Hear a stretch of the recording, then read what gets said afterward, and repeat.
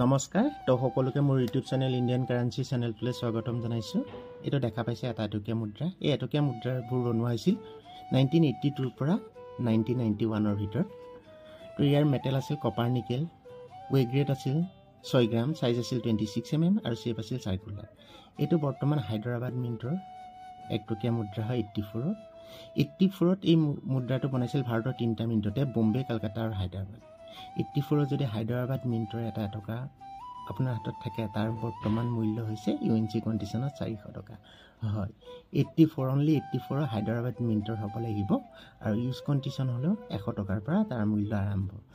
তো মোৰ ভিডিঅ'টো কেনেকুৱা পালে, ভাল লাগিল যদি লাইক কৰিব, কমেণ্ট কৰিব, যিমান পাৰে সিমান শ্বেয়াৰ কৰিব।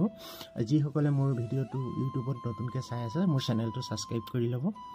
তো আজিলৈ আহোঁ। আজি গম পালে 84ৰ এটা এটকাৰ মূল্য 400 টকা। ধন্যবাদ।